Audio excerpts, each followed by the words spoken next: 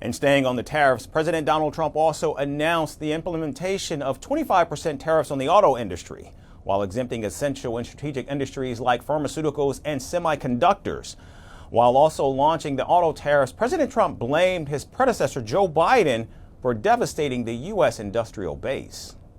But such horrendous imbalances have devastated our industrial base and put our national security at risk. I don't blame these other countries at all for this calamity. I blame former presidents and past leaders who weren't doing their job. They let it happen, and they let it happen to an extent that nobody can even believe. That's why, effective at midnight, we will impose a 25% tariff on all foreign-made automobiles.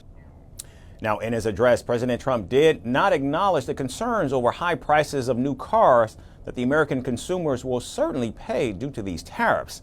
The 25% tariffs will apply to all cars assembled outside the United States and will cover more than $460 billion worth of U.S. vehicles and vehicle parts imports. The automobile tariffs go into effect immediately, and those on imported auto parts will go into effect starting May 3rd. This means from May, even Americans who do not plan to buy new cars could be impacted because they would pay more for their car repairs.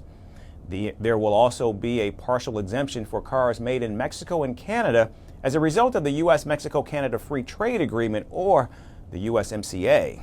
Now, car makers will not have to pay multiple duties on parts like engines, transmissions, or batteries that were made in the U.S. and later installed in cars in Mexican or Canadian factories. Now, due to this, auto giants like General Motors, which derive their supply chain from Canada and Mexico, will not be hit as bad as feared. Car makers like Tesla and Honda, too, have been saved from the worst blow. But at the same time, Mercedes-Benz, Toyota, and sports car maker Porsche have been worse hit by the auto tariffs due to foreign origin of their auto components. Notably, President Trump announced 32% tariff rates for Taiwan, but exempted semiconductors from tariffs, which is the self-ruled island's biggest export to the United States.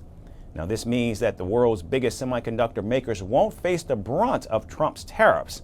President Trump decried Taiwan's prominence in semiconductor production and suggested his policies would make America win the new age technological race of prominence, the chip wars. Taiwan, where they took all of our computer chips and semiconductors. We used to be the king, right? We were everything. We had all of it. Now we have almost none of it. And President Trump has cited the need to boost domestic manufacturing behind his much anticipated tariff tirade.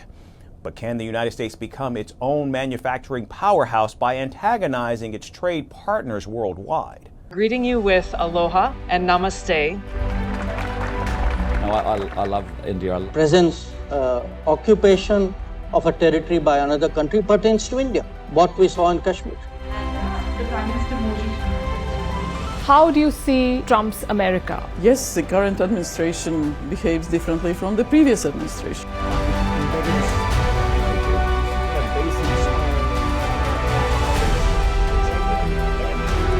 Are you saying that there are foreign powers who are trying to bring down the current government in Syria? Exactly. Iran, maybe Russia too. Prime Minister Modi committed to South-South, cooperation.